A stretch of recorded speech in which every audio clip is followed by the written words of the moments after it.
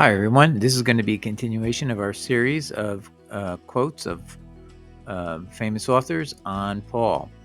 This is David Bercot, is a Texas evangelical attorney of an Anabaptist denomination. David Bercot advises against reading Jesus through the lens of Paul. He advises us to begin with Jesus and never lose sight of Jesus' teachings. Bercot was a forerunner of the Jesus Words Only movement. In 2010, he continues to support his brave stance to elevate Christ over Paul in his book, Theologians, at page 51. However, it is his work from 1992 where we first see Bercot's recognition of the principle of Jesus Words Only. This is, you can see it in David W. Bercot in Common Sense, A New Approach to Understanding Scripture, 1992. And basically he says that at page 21. This was over 12 years prior to my work, Jesus Words Only. I did not know his book when I wrote Jesus Words Only in 2005. So you can see that I believe the Lord is leading people independently to come to the same conclusion from different directions. We're going to skip over a couple of my paragraphs of commentary on Mr. Bercot, and we'll go right to his book.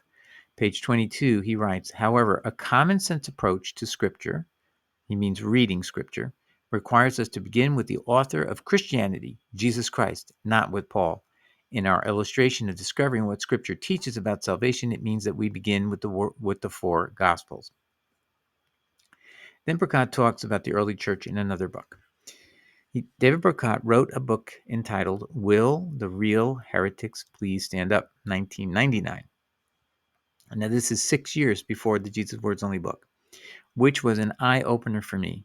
It underscored that doctrines of Paul were rejected in the earliest church through the end of the patristic era, ending 325 AD.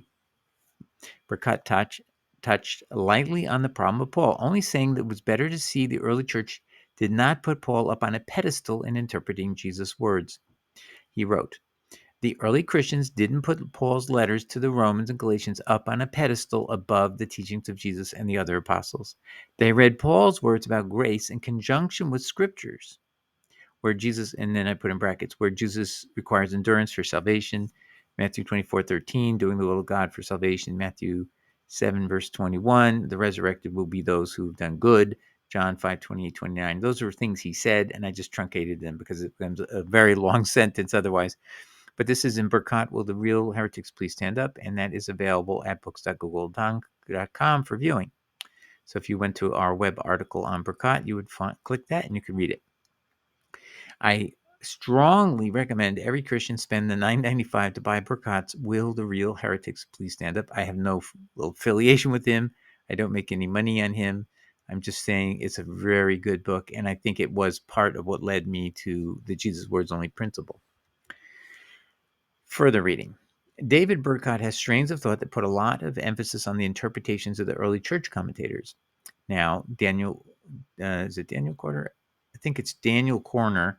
Despite my strong admiration for Daniel Corner's work, Conditional Security, I would say this, that Corner misses Bercot's point.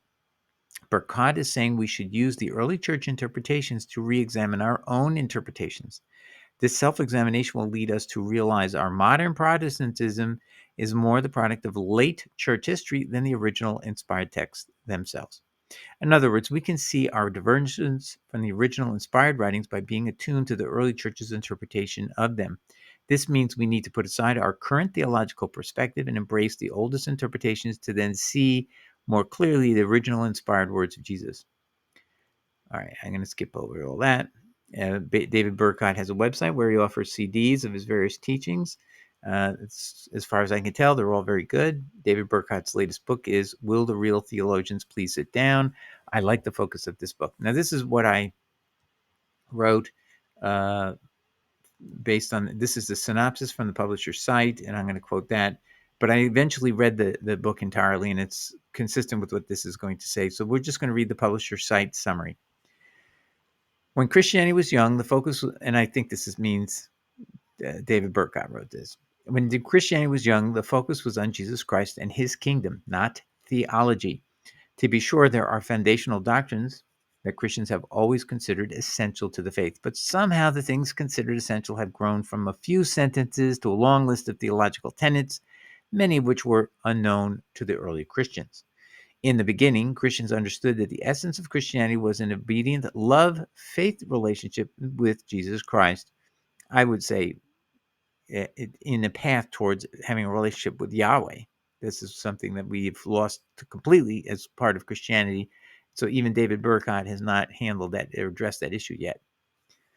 Or actually, I should say that defect in the theology that he is even espousing. So where is Yahweh in all this? I believe in following Jesus, but he's leading us to the Father. See? So you have to not ignore the Father.